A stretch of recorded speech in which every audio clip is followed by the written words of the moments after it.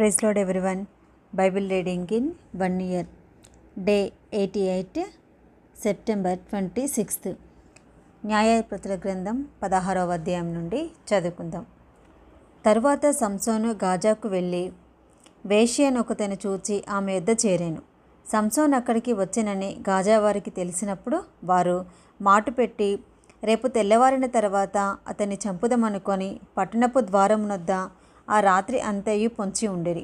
సంసోను మధ్యరాత్రి వరకు పండుకొని మధ్యరాత్రి లేచి పట్టణపు తలుపులను వాటి 2 ద్వార బంధములను పట్టుకొని వాటి అడ్డకర్రతోటి వాటిని ఊడబెరికి తన భుజముల మీద పెట్టుకొని హెబ్రోనునకు ఎదురుగానున్న కొండ కొనకు వాటిని తీసుకొని పోయాను.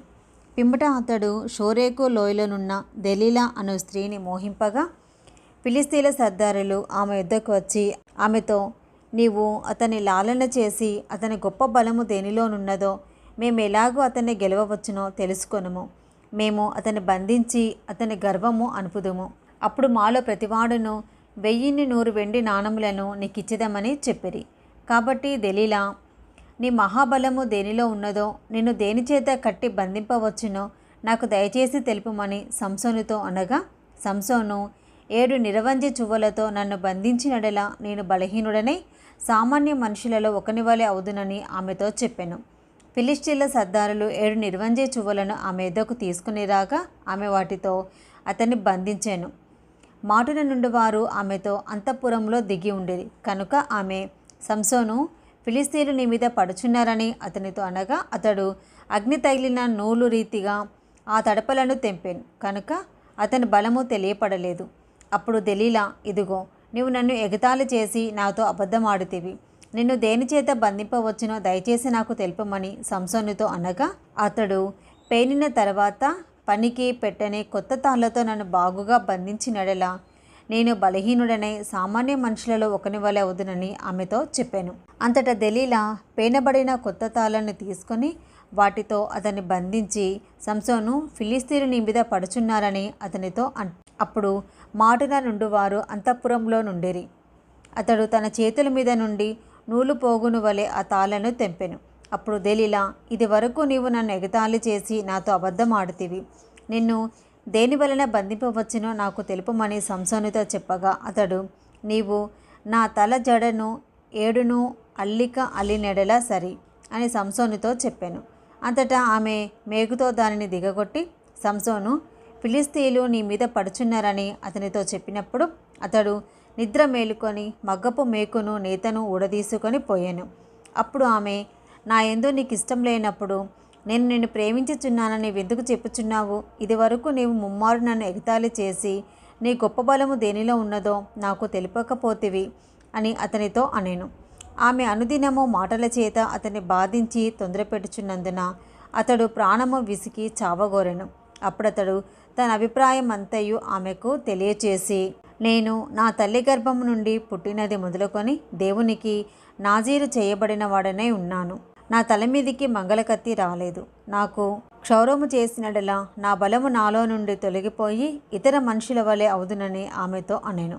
అతడు తన అభిప్రాయమును తనకు తెలిపెనని దెలీలా ఎరిగి ఆమె వర్తమానము పంపి ఫిలిస్తీన్ల సర్దారులను పిలిపించి, ఈసారికి రండి, అతడు తన అభిప్రాయం అంతే నాకు తెలిపెనని ఫిలిస్తీన్ల సర్దారులు రూపాయలను చేత పట్టుకొని ఆమె ఎద్దకు రాగా ఆమె తన తొడ మీద అతని నిద్రపుచ్చి ఒక మనిషిని పిలిపించి వాని చేత అతని తల మీది 7 జడలను క్షౌరం చేయించి అతను బాధించుటకు మొదలుపెట్టాను. అతనిలో నుండి బలము తొలగిపోయాను. అప్పుడు సంసోను, ఫిలిస్తీన్లు నీ మీద పడుచున్నారనగా అతడు నిద్ర మేలుకొని ఎప్పటి అట్లు నేను బయలుదేరి విడజింబుకుందును అనుకునేను. అయితే యెహోవా తనను ఎడబాసెనని అతనికి తెలియలేదు. అప్పుడు ఫిలిస్తీన్లు అతన్ని పట్టుకొని అతని కన్నులను ఊడతీసి గాజాకు అతన్ని తీసుకొని వచ్చి ఇత్తడి సంకెళ్ళ చేత అతన్ని బంధించిరి. అతడు బందీ గృహంలో తిరగలి విసరువాడాయను. అయితే అతడు క్షౌరం చేయబడిన తర్వాత అతని తల వెంట్రుకలు తిరిగి మొలుచుటకు మొదలుపెట్టెను. ఫిలిస్తీన్ల సర్దారులు, మన దేవత మన శత్రువైన సంసోనును మన చేతికి అప్పగించి ఉన్నదని చెప్పుకొని తమ దేవత అయిన దాగోనుకు మహాబలి అర్పించుటకును పండుగ ఆచరించుటకును కూడుకునేది. జనులు సంసోనును చూచినప్పుడు మన దేశమును పాడు చేసిన వాడును, మనలో అనేకులను చంపిన వాడునైనా మన శత్రువుని మన దేవత మన చేతికి అప్పగించి ఉన్నదని చెప్పుకొనుచు తమ దేవతను స్తుతించిరి. వారి హృదయములు సంతోషంతో నిండి ఉండగా వారు, మనము పరిహాసము చేయుటకు సంసోనును పిలిపించుదము రండని సంసోనును బందీగృహం నుండి పిలువనంపిరి. వారు అతన్ని చూచి గుడి స్తంభముల మధ్యను అతన్ని నిలవపెట్టి పరిహాసం చేయగా సంసోను తన చేతిని పట్టుకొనిన బంటుతో ఇట్లనేను, ఈ గుడికి ఆధారంగా ఉన్న స్తంభములను నన్ను తడవనిచ్చి విడుము, నేను వాటి మీద ఆనుకొందును. ఆ గుడి స్త్రీ పురుషులతో నిండి ఉండెను. ఫిలిస్తీన్ల సర్దారులందరూ అక్కడ ఉండిరి. వారు సంసోనును ఎగతాళి చేయగా గుడి కప్పు మీద స్త్రీ పురుషులు రమారమి 3000 మంది చూచుచుండిరి. అప్పుడు సంసోను, యెహోవా ప్రభువా, దయచేసి నన్ను జ్ఞాపకం చేసుకొనుము. దేవా, దయచేసి ఈసారి మాత్రమే నన్ను బలపరచుము. నా 2 కన్నుల నిమిత్తము ఫిలిస్తీన్లను ఒక్కమారే దండించి పగ తీర్చుకొననిమ్మని యెహోవాకు మొరపెట్టి ఆ గుడికి ఆధారంగా ఉన్న 2 మధ్య స్తంభములలో ఒక దానిని కుడి చేతను ఒక దానిని ఎడమ చేతను పట్టుకొని నేనును ఫిలిస్తీన్లను చనిపోదముగాక అని చెప్పి బలంతో వంగినప్పుడు గుడి ఆ సర్దారుల మీదను దానిలో ఉన్న జనులందరి మీదను పడెను. మరణకాలమున అతడు చంపిన వారి శవముల లెక్క జీవితకాలమందు అతడు చంపిన వారి లెక్క కంటే ఎక్కువాయెను. అప్పుడు అతని స్వదేశ జనులను అతని తండ్రి ఇంటి వారందరూ కూడి అతన్ని మోసుకొని వచ్చి జొర్యాకును ఎస్తాయేలుకును మధ్యనున్న అతని తండ్రి అయిన మానోహ సమాధిలో అతన్ని పాతిపెట్టిరి. అతడు 20 సంవత్సరములు ఇశ్రాయేలుకు అధిపతిగా ఉండెను. న్యాయాధిపతుల గ్రంథం 17వ అధ్యాయము. మీకా అనునొకడు ఎఫ్రాయిమీల మన్యదేశంలో ఉండెను. అతడు తన తల్లిని చూచి, నీ యొద్ద నుండి తీసుకొని రూకలు అనగా నీవు ప్రమాణం చేసి నా వినికిడిలో మాట్లాడిన ఆ 1100 వెండి రూకలు నా యొద్ద ఉన్నవి. ఇదిగో నేను వాటిని తీసుకొంటినని ఆమెతో చెప్పగా అతని తల్లి, నా కుమారుడు యెహోవా చేత ఆశీర్వదింపుగాక అనెను. అతడు ఆ 1100 రూకలను తన తల్లికి మరలా ఇయ్యగా ఆమె, పోత విగ్రహం చేయించుటకే నా కుమారుని చేత తీసుకొనిన ఈ రూకలను నేను యెహోవాకు ప్రతిష్ఠించుచున్నాను, నీకు మరలా అది ఇచ్చేదనెను. అతడు ఆ రూకలను తన తల్లికి ఇయ్యగా ఆమె వాటిలో 200 పట్టుకొని కంసాలికి అప్పగించెను. అతడు వాటితో చెక్కబడిన ప్రతిమాస్వరూపమైన పోత విగ్రహంను చేయగా అది మీకా ఇంట ఉంచబడెను.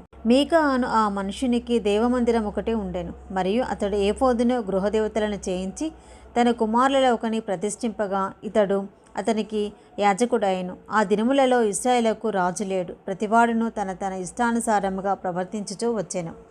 యూదా బెత్లెహేములో నుండి వచ్చిన యూదా వంశస్థుడైన ఒక యవనుడు ఉండెను.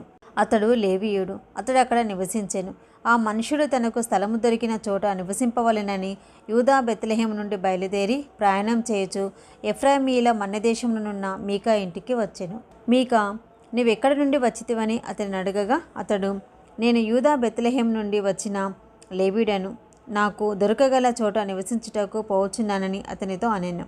మీకా, నా యొద్ద నివసించి నాకు తండ్రివిగాను యాజకుడువుగాను ఉండుము. నేను సంవత్సరమునకు నీకు 10 వెండి రూకలను 1 దుస్తు బట్టలను ఆహారమునిచ్చిదనని చెప్పగా ఆ లేవీయుడు ఒప్పుకొని ఆ మనుషుని యొద్ద నివసించుటకు సమ్మతించెను. ఆ యవనుడు అతని కుమారులలో ఒకని వలె ఉండెను. మీకా ఆ లేవీని ప్రతిష్ఠింపగా అతడు మీకాకు యాజకుడై అతని ఇంట ఉండెను. అంతటా మీకా, లేవీయుడు నాకు యాజకుడైనందున యెహోవా నాకు మేలు చేయునని ఇప్పుడు నాకు తెలియను అనుకొనెను. ఇది ఈరోజు భాగం అండి. Praise the lord.